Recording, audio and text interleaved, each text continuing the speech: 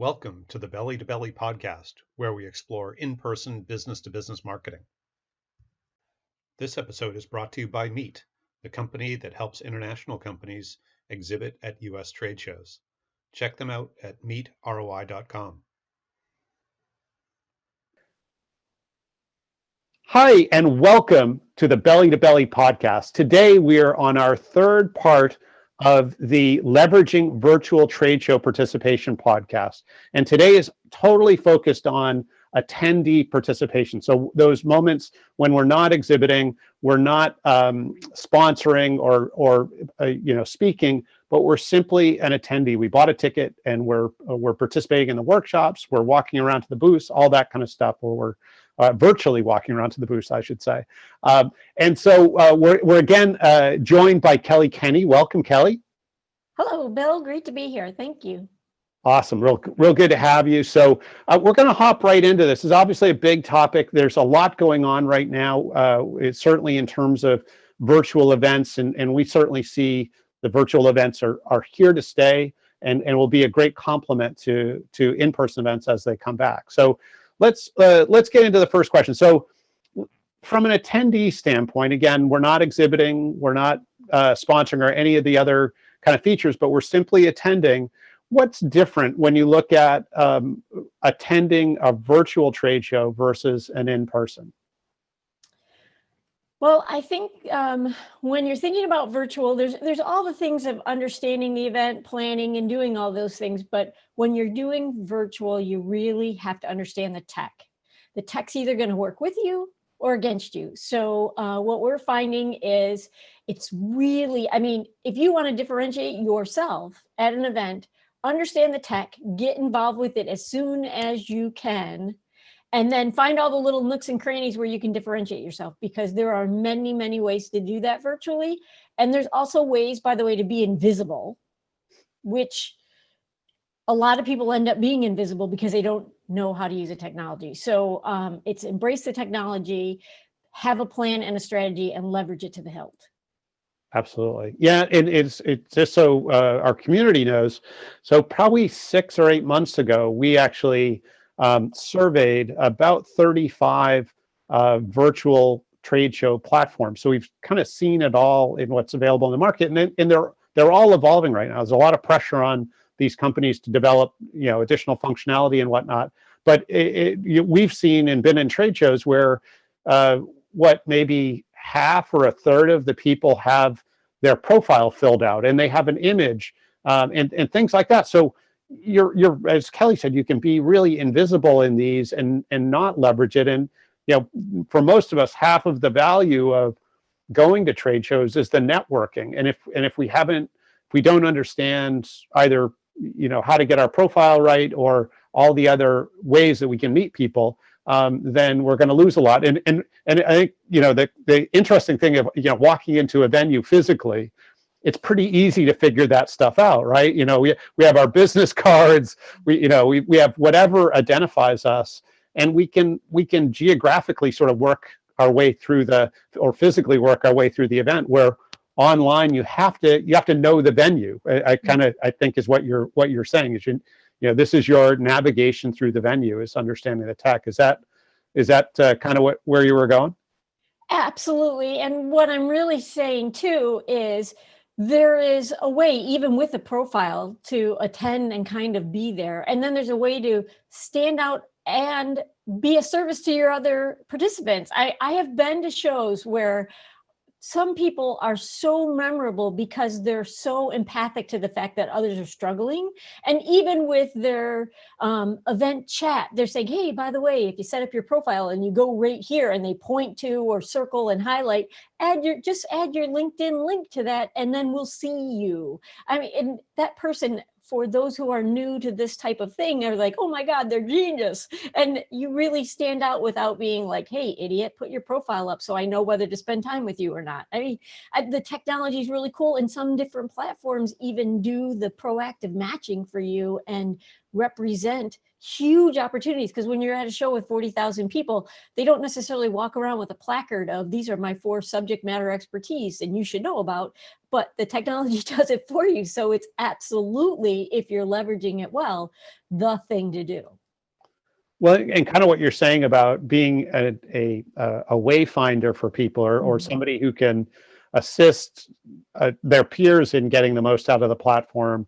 When you're in a workshop, being able to connect with people and help them interact with the chat better and things like that is almost like that individual at a physical event where they know where the restrooms are and they know where the conference room B is or whatever it is. So when people are lost and they're looking for help, you can be that person that helps them and create those connections that are maybe harder to create otherwise. And I think you're leading us into kind of where we're going, which is, sorry, we're an attendee of a virtual event, and what are the things that we need to do to best leverage that opportunity? What are the moments we kind of just mentioned workshops?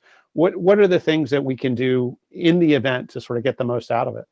Sure. Just like an in-person event, if you pre-plan and look at the agenda, look at the topics, maybe you would be planning which workshop or segment am I going to attend. But in addition to it, you really want to have a few good questions, A, for the chat and B, for the Q&A. So in the chat, and this is what I love about virtual that you don't get in a live situation, is when you're in the room, you're actually seeing what everybody's thinking as the presenter's going about their topic. And if you have some really good poignant elements that highlight a little bit about how you see that particular topic, number one, other people in the room are going to go, wow, that is really interesting. That vantage point is something that I hadn't thought about and I want to get together with you, or bring it off site, pull people into a conversation. That kind of stuff is such an opportunity in virtual that you could never do live. I mean, hi, from across the room while a presenter's presenting, I want to ask you this question, but you can virtually. And so having a good plan, knowing what the topic is, and not trying to one up the speaker or anything else, but to add to the conversation, because you can see who the smart people are in the room, and you can add to the volume of information exchange just by being an active, not a screaming, not an obnoxious, but an active participant is a fabulous way to be seen and to learn great things, because you'll engage others and they'll throw things back at you. So really being an active participant and engaging with pre-thought out. And I'm telling you, things fly faster than you imagine. Even if you're a subject matter expert, you should have 3 or 4 bullets that are your mantra for the event. Then you want to sculpt it to that particular segment, but know where you're heading and see who you can engage, because you'll want to do it in the chat and you'll want to do it in the questions. So, I know from what you've mentioned in the past, there's kind of a fine line to this in terms of, those that go over the line in terms of their communication and chat. What are you mentioned 1 or 2 of the no-nos in terms of, sort of being obnoxious, but there may be some more subtle things, people being self-promotional, but do you want to walk us through what are the no-nos in chat? Well, hi, I'm Bob. You need some insurance? that happens and is really obnoxious. It also is obnoxious that I've seen a presenter, a subject matter expert, is up on stage and one of their competitors is throwing items out that might be different or a different context, but it is really not a good thing to do. You want to be on topic always, whatever that room environment is, but you want to keep it so that it is not confrontational, it is additive and not something that is going to distract, take them totally offline of what they're presenting, so everybody's got their own mission and value, but you really want to make sure you keep it in the context of the presentation. Now, do you ever, I'm sorry? It's really, really obnoxious and distracting when somebody throws in an oddball comment and you're trying to figure out where that's coming from and you stop listening.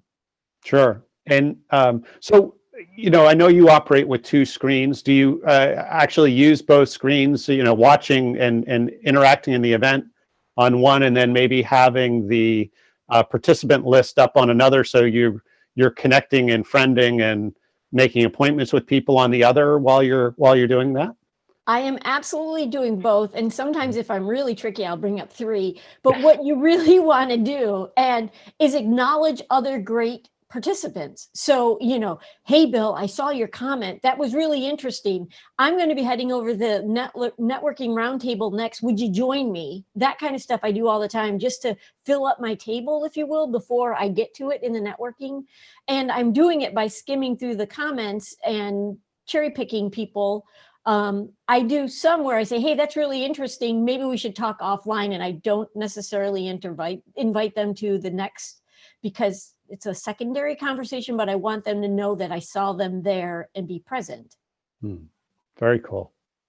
Well, there's one other segment, and I don't know if you want to go into it here, and that is attending the booths and what you should be doing there and that kind of stuff. Absolutely. Yeah. So we've talked about in the workshops. Yeah, please hop into how do we take advantage of the booths and exhibits and all that kind of stuff. Okay.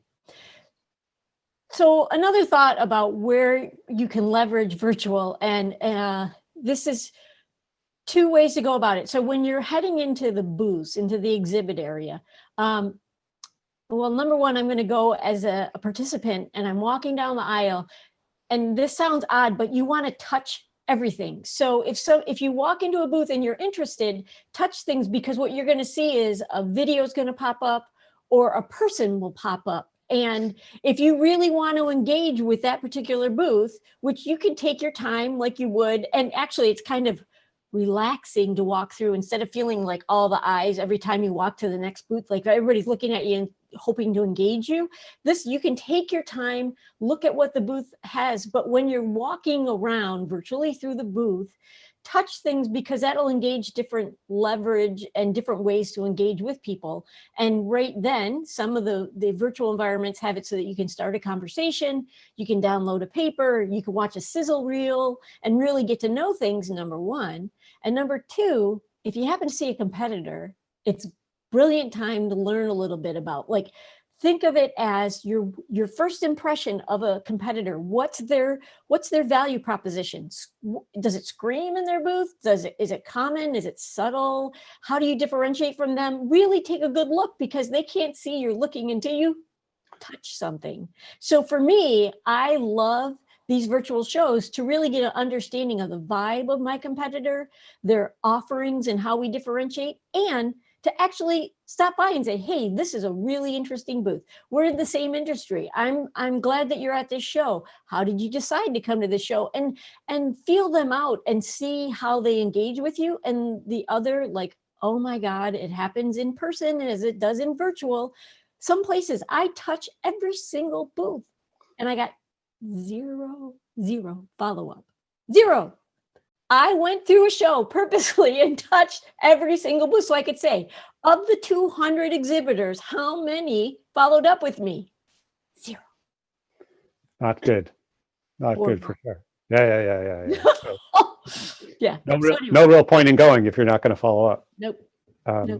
Good stuff. Okay, so we've talked about sort of the event itself, and so obviously there's some preparation. You're doing a fair amount of preparation before you get there. What are some of the keys to preparing well for a virtual event?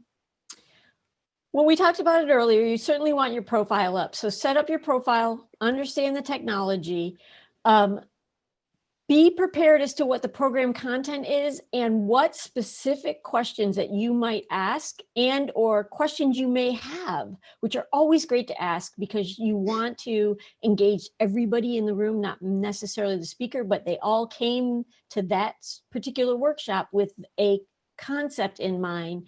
And if you have questions about that, that's really a great audience because you never know who's going to answer and what you're going to learn from there. So looking smart and being vocal. And I know this is the hardest part. And the virtual thing, it's a hard balance to get without being obnoxious. You really have to be proactive. You can't just sit there and drink your coffee and watch this stuff. You have to jump in. You have to ask questions and be seen.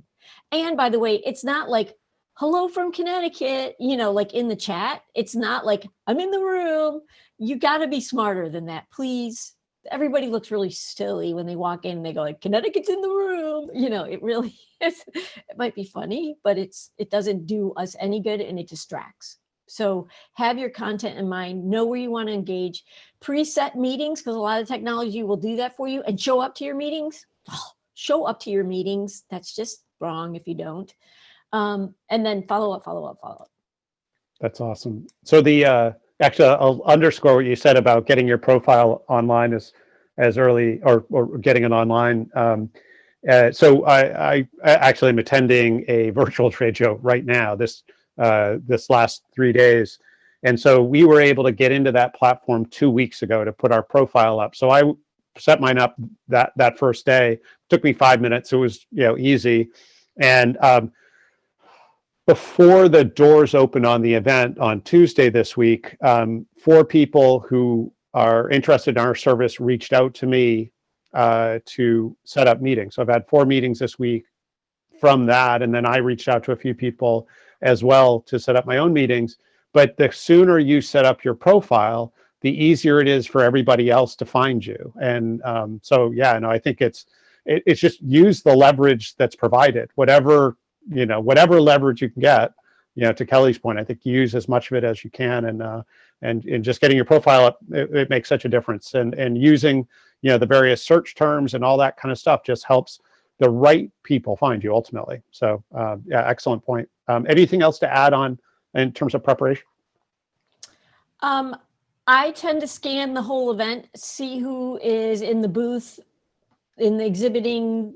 I mean, the people in the booth that are listed that might attend and who's exhibiting. I like to reach out to them, especially if I've been to that event before and they are regular participants. Like, I like to kind of say, hey, who are you guys hoping to meet this time? Because sometimes it brings awareness to me of others that I should be looking for. So if they are an exhibitor that I know and that I want them to know that I'm excited that they're there and supporting the event, I reach out to them and say, who are you guys looking to meet this time? A, because I might be able to send them some referrals of people I bump into at the show, but B, because they might suggest things that I hadn't thought of. So I try to engage with the event participants and the exhibit people, the host organization. If you can get there as well, it's hard, and they're all learning new things, and they're harder to get a hold of, even because when you're in a live event, they're actually standing usually as you get there, and you can say, hello, great to see you, this is a great show, what are we doing this year, what's the theme,